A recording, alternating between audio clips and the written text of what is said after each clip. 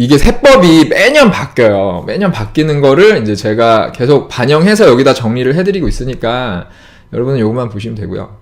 근데 세법이 어떻게 바뀌냐면 매년 7월 달에 세법 개정안이라는 게 나와요. 기획재정부에서.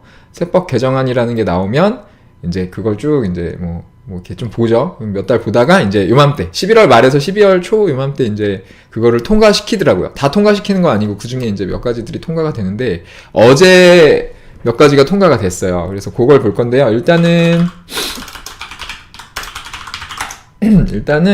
제가 카페에 여기 저번에 올려드린 게 올해 7월에 있었던 2020년 세법 개정안. 여기 이제 여기다 첨부를 해놨는데 이 중에서 요걸 볼게요. 요거 상세본 보면은 200페이지 넘게 되게 자세히 있거든요. 근데 이거 말고 인포그래픽으로 좀 중요한 것만 일단 한번 보고 나오죠? 보이시죠? 예. 여기 보면은 잠깐만요. 화면이 잘 나오는지 잠깐 보고 이렇게 세법 개정안이 지난 7월 달에 이게 기획재정부에서 발표를 한 거였고 이거 뭐 다 볼 필요는 없고 이 중에서 이제 보면은 2월 공제기간 대폭 확대 뭐 이런 게 있었는데 이거 통과됐고 통과된 거 좀 이따 볼게요. 국회에서 또 발표한 거 보고 중요한 게 이게 아니고 중요한 게 이제 요게 있죠. 제 얼굴에 가려질래나? 잠깐만 채팅창하고 제 얼굴을 끌게요. 여기 보면은 요거 부가세가 지금 그 간이과세자 기준이 연매출 4,800만 원인데 이거를 8천만 원으로 올리겠다.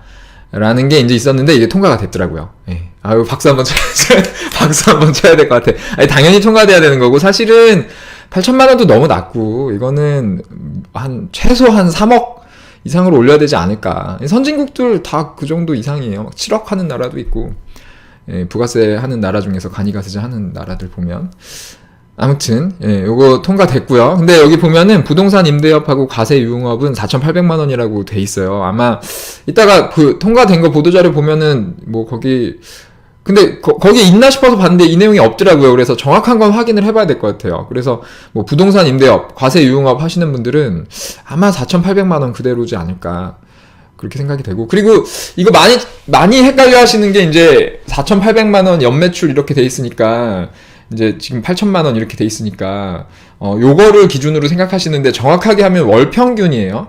월평균 매출액. 그래서 만약에 내가 올해 11월 달에 개업을 했다 그러면은 11월, 12월 두 달만 영업을 한 거니까 그러면은 요거를 월할로 계산해야 돼요. 그래서 이거를 12로 나누면 400만 원이잖아요. 그러면은 그거 곱하기 2 해서 800만 원. 그래서 월 평균 400만 원이 넘냐 안 넘냐 그렇게 계산하는 거고 지금 이게 8천만 원으로 넘어가면 이걸 12로 나누면 666.666 이렇게 나가더라고요. 그래서 666만 원이 넘냐 안 넘냐 이제 앞으로 그렇게 되는 거고 이게 아마 올해 매출액을 기준으로 내년 1월 달에 부가세 신고하고 나면은 이제 내년 1월 달에 부가세 신고한 금액을 가지고 요 기준을 가지고 7월 1일부터 이제 일반으로 전환되는 분들은 전환되고 간이로 유지되는 분은 유지되고 그래서 저번에 제가 뭐 얼마 전에 그 국세상담센터 126번에 전화해서 확인했던 내용인데 이번에 이게 통과가 되면 이제 올해 매출액을 기준으로 내년부터 적용이 된다 그랬거든요. 근데 이게 뭐 정확하게는 확인이 됐다고 보는데 제가 전화해서 확인도 한 거니까 근데 아무튼 혹시 아니면 제가 여기 이 영상이 올라가는 밑에 댓글이나 뭐 본문에 다 안내를 해드릴게요. 일단은 그렇게 알고 있으면 될 것 같아요. 그래서 이제는 일반과세자 전환 기준이 월 평균 매출 666만 원이다. 근데 이거 좀 더 올려야 된다. 그리고 간이과세자 사실 관련해서 진짜 바꿔야 되는 거는 매입세액 공제 안 해주잖아요. 매출세액에 대해서 공제가 아니지. 매출세액에 대해서 간이과세율을 적용해주는 거는 이제 간이과세자한테 큰 혜택인데 그거 말고 매입세액에 대해서도 낮은 그 간이과세율을 적용해버려가지고 이거 처음에 비용 많이 쓰시는 분들 괜히 간이과세자 해가지고 손해보는 경우 되게 많잖아요. 그래서 그 제도까지 그 부분까지 좀 바꿔야 된다고 생각을 하는데 제 생각인데요. 아무도 얘기를 안 해. 그래서 그런 것도 내년에는 좀 바뀌었으면 좋겠고 우리 같이 좀 그런 걸 목소리를 내서 좀 내년에는 그 부분도 바뀌고 이 간이과세자 기준 금액도 좀 더 올랐으면 좋겠다라는 개인적인 생각이고 그리고 이제 납부 면제 기준 요것도 지금 잘 모르시는 분도 많은데 간이과세자는 그 1월 달에 부가세 신고할 때 1년 매출액이 정확하게는 공급 대가예요. 공급 대가는 공급 가액 플러스 부가세죠. 부가세 포함한 금액. 그 금액이 이거 다 그 금액이 3천만 원이 안 넘으면 3천만 원 미만이면 이제 부가세 납부 면제를 해줘요. 안 내도 돼요. 예, 그런 혜택이 있었는데 이게 4,800만 원으로 올라갔다. 내년부터일 거예요. 그리고 이제 올해도 원래 3,000만 원인데 올해는 코로나 때문에 이제 한시적으로 그렇게 해준다 그랬는데 4,800만 원으로 이게 이제 법이 아예 바뀌었고, 이따 보겠지만은 요 내용은 없는 것 같아. 통과 안 된 것 같아. 그리고 이거 말고 좀 특이한 게 뭐가 있었냐면 요거 개인 유사법인. 아, 이거 진짜 말도 안 되는 법이라고 생각했는데, 예, 다행히 통과 안 됐으니까, 그냥 요거는 통과 안 됐더라고요. 모르겠어요. 이게 국회 통과가 다 끝난 건지 아니면 뭐 12월 중에 계속 하는 건지 모르겠는데, 일단은 요거는 얘기가 없어서, 예, 요건 진짜, 하여튼, 나중에 기회가 되면 따로 얘기하고요. 하여튼 이제 세법 개정안이 요렇게 있었는데, 이게 다 통과된 건 아니고, 이 중에서 이제 어떤 게 통과됐는지, 제가 지금 대충 말씀드렸지만 그래도 국회 홈페이지 자료 올라온 거 보고 잠깐 보죠. 이거 보실 때 국회 홈페이지로 가면은 여기에 보도자료가 있어요. 여기 들어가면은 이게 있더라고요. 2021년 세법 이렇게 바뀝니다 해서 여기 쭉 내용이 있는데요. 요거 말고 요 밑에 이제 보도자료 PDF 파일이 있거든요. 요거를 열어볼게요.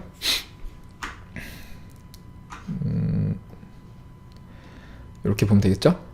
네. 이게 이제 어제 배포된 자료고요. 2021년 세법 이렇게 바뀝니다 해서 이제 어제 국회에서 배포한 거예요.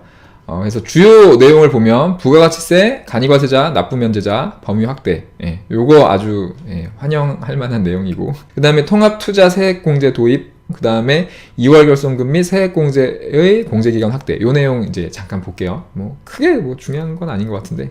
어쨌든. 그래서 어제 뭐 세법 개정안 중에 15건이 이제 의결이 됐다.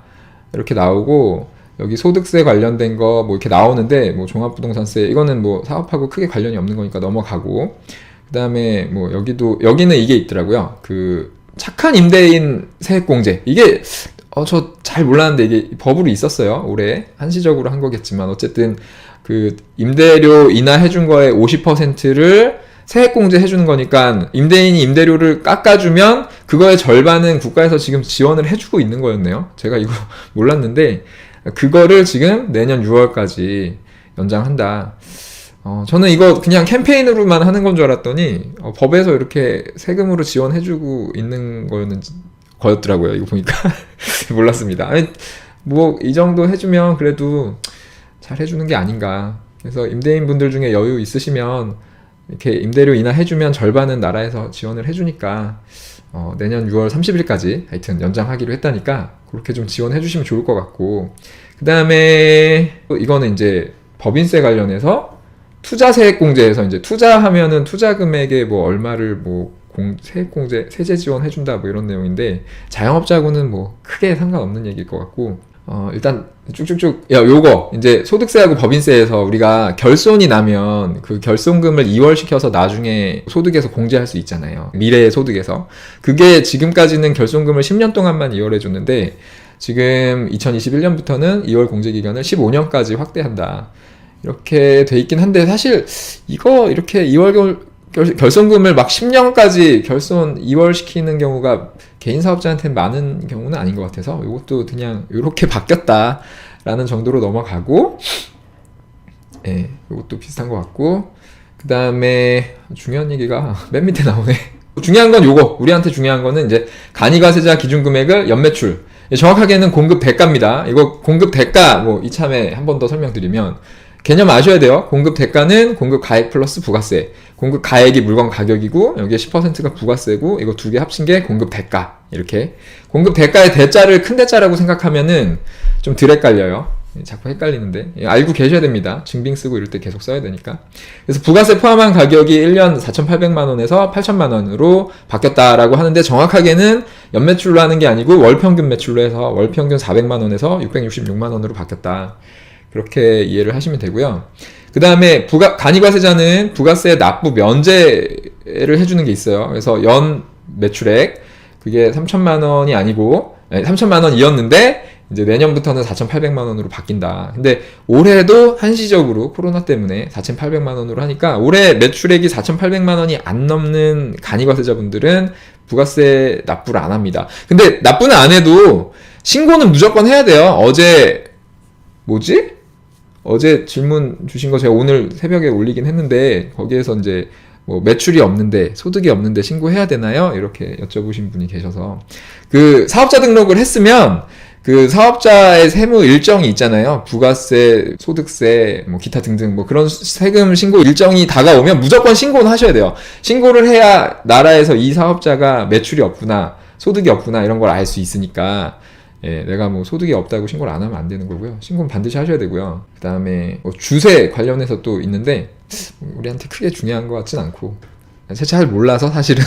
그래서 하여튼 중요한 거는 간이과세자 기준이 바뀌었다. 아, 이거는 진짜, 예, 당연히, 근데 진짜 이거는 진작에 바뀌었어야 되고, 사실 이게 옛날에 박정희 대통령 때 몇백만 원으로 시작해가지고 지금 한 20년 만에 바뀌는 걸로 알고 있는데, 지금 예전에 박정희 대통령 때 이거 만들 때 그래도 뭐 집 한 채 값 기준으로 했다고 하는데, 지금 8천만 원이 말이 안 되잖아요. 집값이, 물가가 얼마나 많이 올랐는데. 그 진짜 아까도 말씀드렸지만, 외국에 뭐 우리가 최저임금 얘기할 때 맨날 얘기하는 그런 나라들은 3억에서 7억 이 수준이에요. 이거 저는 당연히 더 빨리 더 올려야 된다고 생각을 하고, 그 다음에 간이과세자한테, 그 간이과세자 제도의 취지가 좀 이렇게 영세한 사업자들을 좀 지원해주고, 좀 뭔가 좀 영세한 사업자들이 세금 부담을 좀 덜 느끼면서 사업을 할 수 있게 해주려는 거잖아요.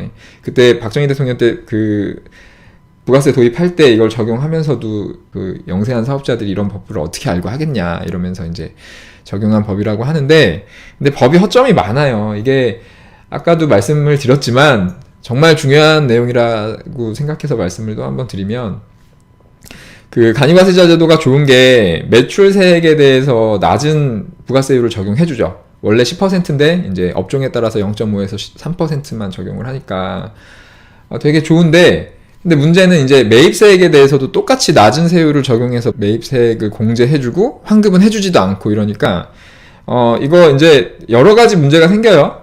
이거를 잘 모르는 상태에서, 아, 나는 처음이니까 잘 모르니까 간이과세자가 유리하겠지 하고 사업을 간이과세자로 등록해서 시작했다가 수천만 원씩 손해보는 분들 되게 많아요. 그 처음에 인테리어하고 초기 투자 비용 많으신 분들. 왜냐면 매입세액 공제가 안 되니까, 환급도 안 되고. 그래서 이런 부분은 좀 개선을 해야 되지 않나. 왜 그거 매입세액에 대해서 똑같이 해주는지 이해가 잘 안 돼요. 이게 이해를 하면 할수록 좀 잘못된 것 같아. 그래서 해주려면은 진짜 그렇게 좀 해줬으면 좋겠다. 그런 생각이 좀 드는데, 제 생각이고요. 여러분 좀 공감을 동의를 좀 하시면 앞으로 이런 얘기를 좀 자주 해서 좀 같이 목소리를 좀 내서 내년 세법 개정안에서는 이런 게 좀 같이 또 나와서 바뀌었으면 좋겠습니다. 바꿀 게 많아요, 사실. 바꿀 게 많은데, 어쨌든 오늘은 요 정도만 얘기를 하고, 그것 때문에 막 간이과세자 등록하면은 증빙을 받냐 마냐 막 받는 게, 원래 당연히 받아야 되잖아요. 돈 줬으면, 인테리어 공사 했으면 돈 주고 부가세 내고 세금 계산서 받아야 되는데, 손해야 그렇게 하면. 내가 간이과세자이기 때문에. 그래서 막 원래 해야 되는데 뭐 안 하는 게 더 유리하다. 증빙, 부가세 내지 말고, 증빙 발급 받지 말고, 그냥 그거 비용 처리, 부가세는 하지 말고 소득세 비용 처리만 해라. 이게 훨씬 유리하거든요. 이게 한 7%에서 9.5% 유리한 거니까, 비용적으로. 법을 이렇게 만들어 놓으니까는 이걸 제대로 지킬 수가 없죠, 현실적으로. 뭐 그런 문제들이 있어서 좀 바뀌어야 되지 않나 생각을 합니다. 앞으로 이런 얘기를 좀 했으면 좋겠고요. 아무튼